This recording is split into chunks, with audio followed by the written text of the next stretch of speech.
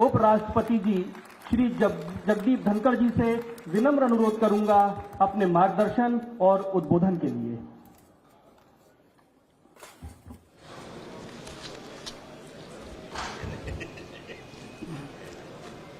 सभी को नमस्कार। Honourable governor of Madhya Pradesh Shri Mangu Bhai Patel जी,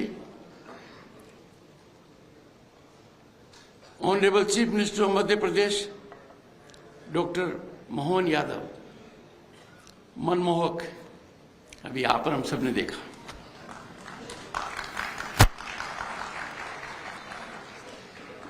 श्री ज्योतिरादित्य सिंधिया जी,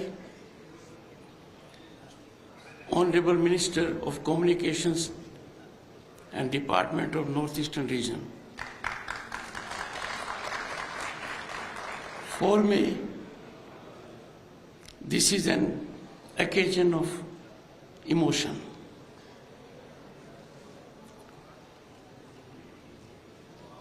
आज का दिन मैं कभी नहीं भूलूंगा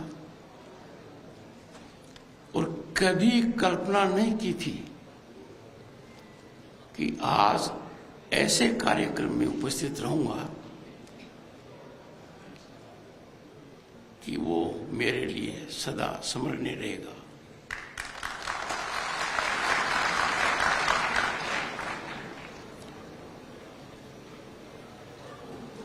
Three generations of this family, I have been blessed to be in connect, and that too through the mechanism of Indian Parliament. It was a touching moment for me in 1989 when for a very brief period Raj Mataji was Member Parliament Rajya Sabha and I was Member Parliament Lok Sabha. I sought her blessings. She epitomized commitment to nationalism, virtuosity that inspires us and motivates us. मुझे अंदाजा नहीं था कि वो आशीर्वाद मुझे कहां तक ले जाएगा।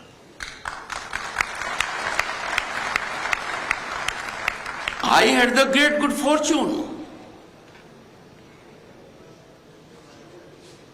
to be mentored and handheld by Madhavrao Scindia ji, late Madhavrao Scindia ji.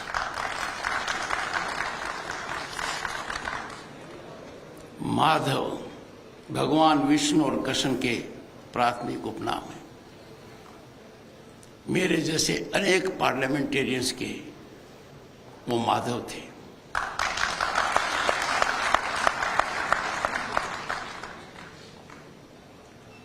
He lived in times where his thought was ahead of times. He believed in transformation. He left deep imprint on the departments which he headed. किसी भी मंत्रालय में गए, ऐसी अमिट छाप छोड़ी जो आज तक याद है। रेल मंत्रालय का परिवर्तन आसान नहीं था। माधव ने क्या किया ये आज और हम सबके सामने है।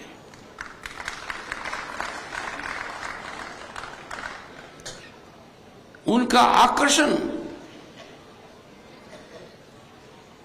शब्दों में वर्णन नहीं किया जा सकता।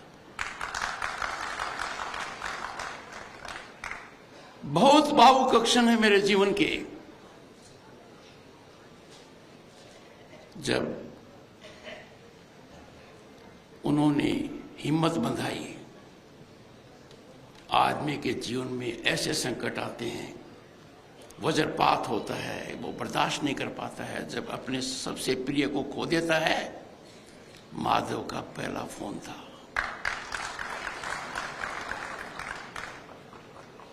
चलाकर जयपुर आए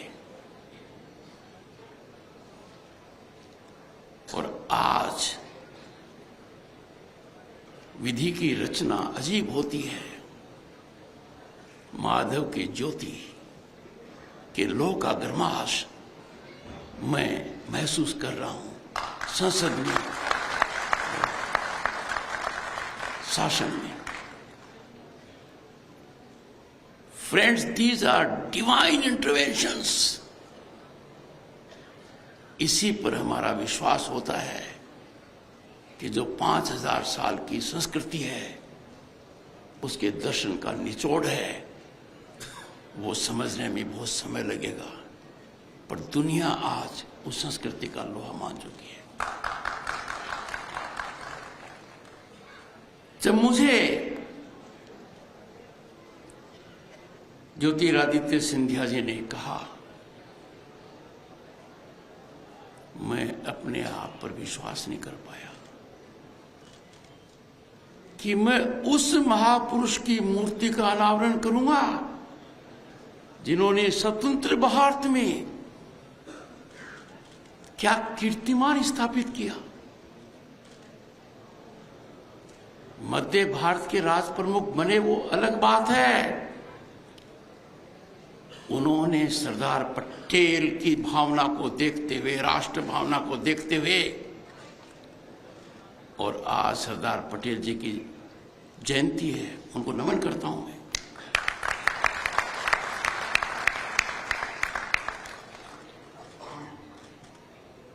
जो मूर्ति का अनावरण किया है, उन महानुभाव ने आजादी के बाद राष्ट्रीयता को नई गति देते हुए became one of the first to integrate with Bharat and along with several others in this area. That was his vision. Ladies and gentlemen, the historic event of unveiling his statue will ever be etched in my memory. Shri Narendra Singh Tomar ji, I again have the good fortune of being guided by him while I was and I am Vice President of the country and he happened to be Union Cabinet Minister. I remember a day when we were having a function at Noida. I persuaded the Honorable Minister then and now Speaker of Madhya Pradesh Assembly, Sir, मुझे आपके साथ की आवश्यकता है, अपने साथ चलेंगे। मैंने इशारा किया, आपकी गाड़ी की तरह ये आकर मेरी गाड़ी में बैठ गई। सीधे इनको लग रहा था मैं कहाँ जाऊंगा, मैंने कहा आपके निवास जाऊंगा।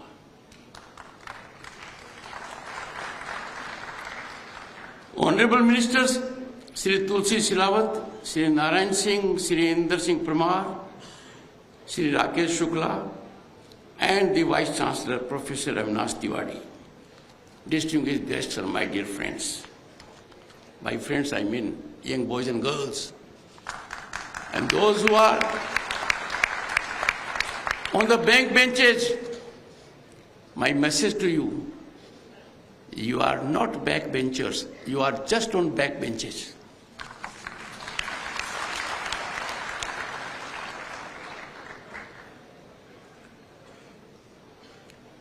I am deeply moved by the profound significance of this moment.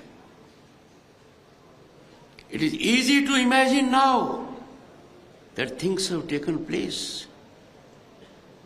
But when you roll back, काल चक्र को घुमाकर पीछे जब जाएंगे तो हमें पता लगेगा कि वो जमाना कैसे था, कैसा था। उसमें ये सोच आना much ahead of times. And for that, my salutations. Friends, if I go deep into his rule,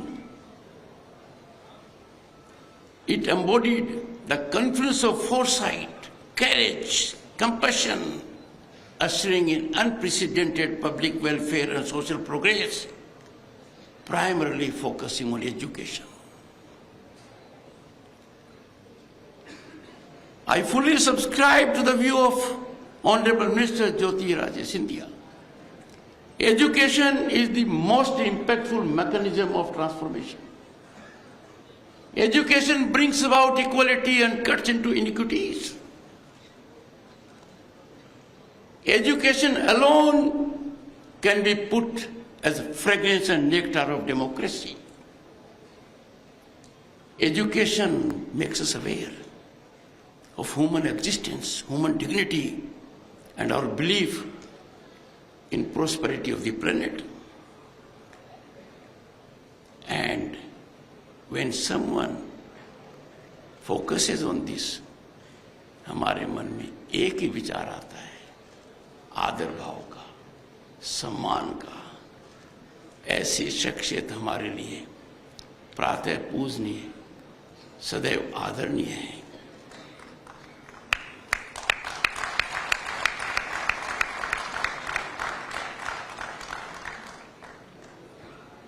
Late Maharaja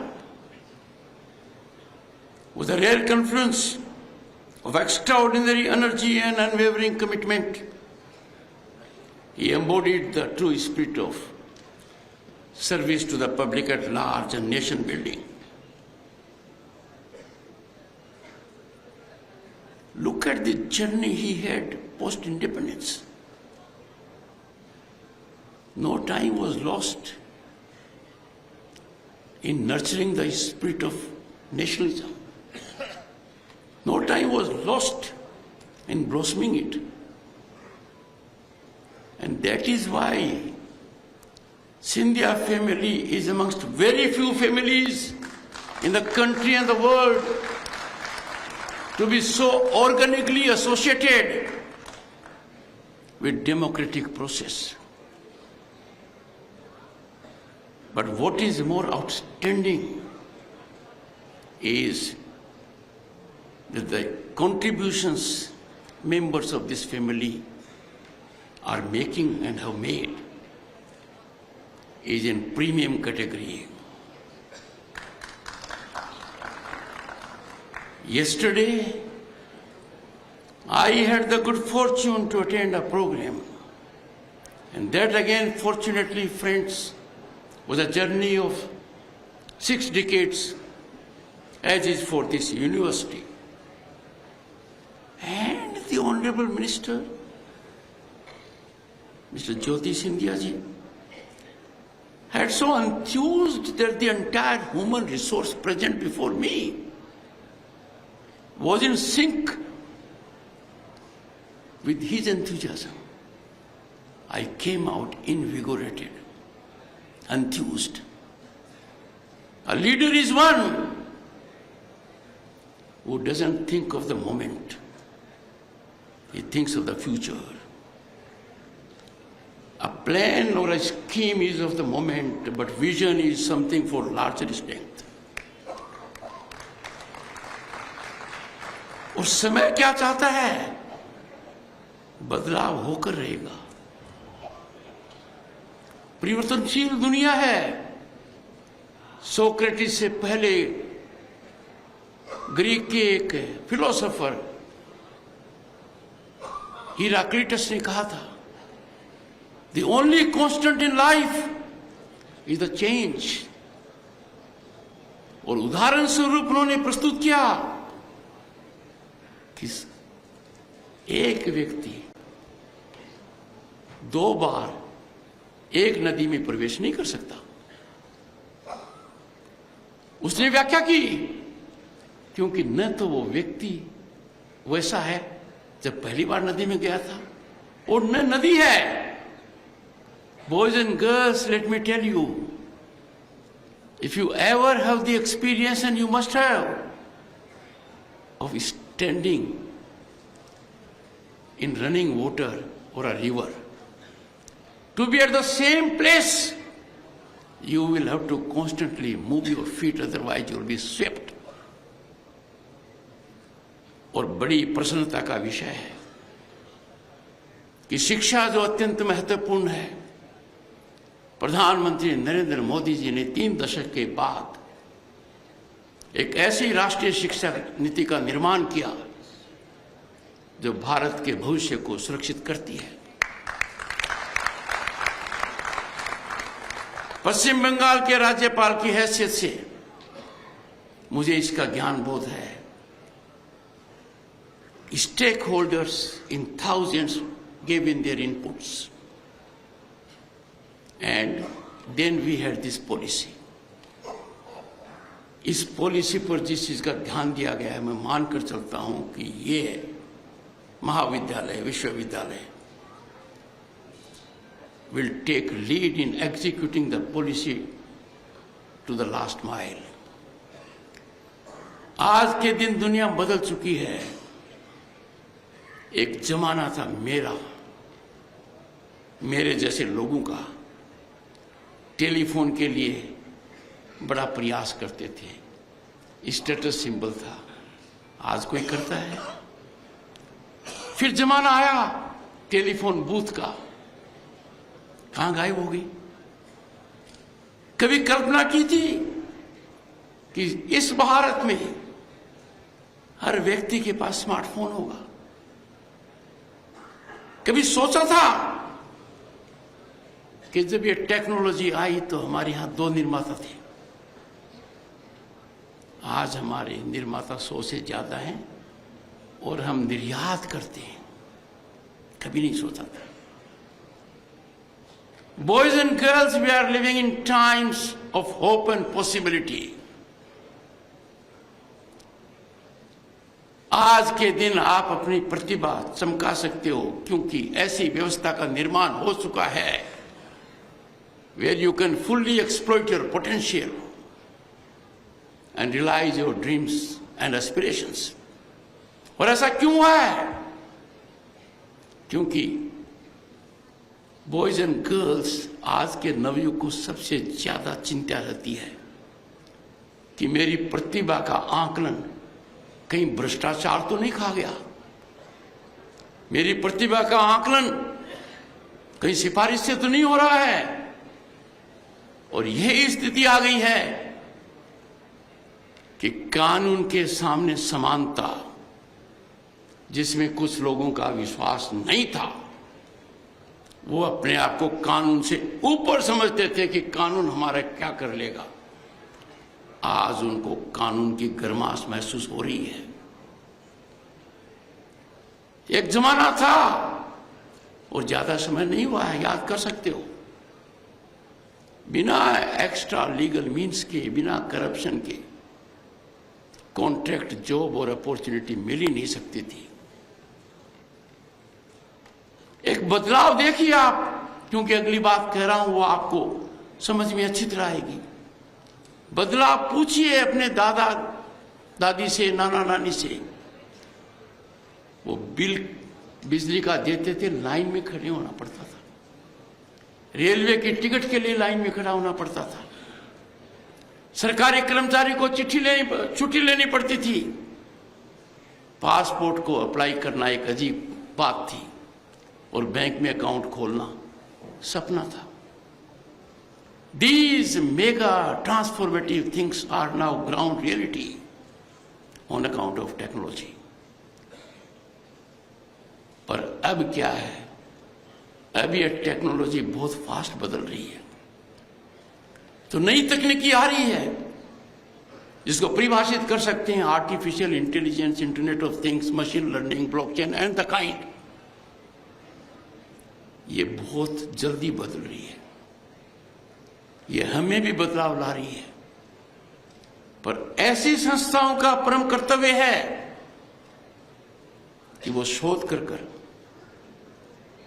अनुसंधान कराएं, and they must convert the challenges of these disruptive technologies into opportunities. और मेरे मन में कोई शंका नहीं है कि ये महाविद्यालय, महाविश्वविद्यालय जरूर ये कर रहेगा। मैं यहां से आग्रह करूंगा कि महाराजा श्रीमंत जीवाजीराव सिंधिया जी ने जो मार्ग प्रशस्त किया था शिक्षा में रुचि दिखाने का, आज का उद्योग, आज का व्यापार, उनकी संस्थाएं, they must invest in education. I appeal to industry, trade, business and corporates and their associations to take a policy decision to pool their CSR funds, to bring about institutions and nurture them, because investment in education is investment for the present, for the future, and assures our growth to be transformed from incremental to vertical. समय की मांग है हर व्यक्ति को आज के दिन quality education मिले, और मैं मानकर चल रहा हूं ये देश में गति से हो रहा है, पर एक चिंता का विषय है, चिंतन के लिए है, मंथन के लिए है. Let us ensure there is no commercialization of education. Education is service. इसको सर्विस की भावना से हमें लेना चाहिए. Boys and girls, अंत में मैं दो बात कहूंगा. एक, there will be an MOU of Indian Council of World Affairs with Jiaji University. It will fructify after taking time from the Honorable Vice Chancellor. My office will be in touch. Secondly, I invite boys and girls of this university to be my guest at Indian Parliament in batches.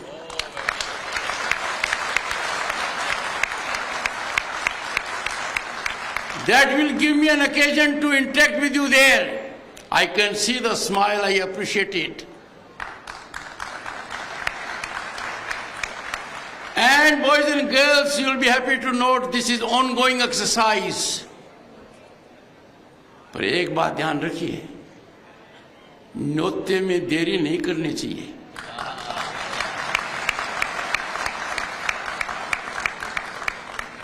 Am I right? Thank you so much.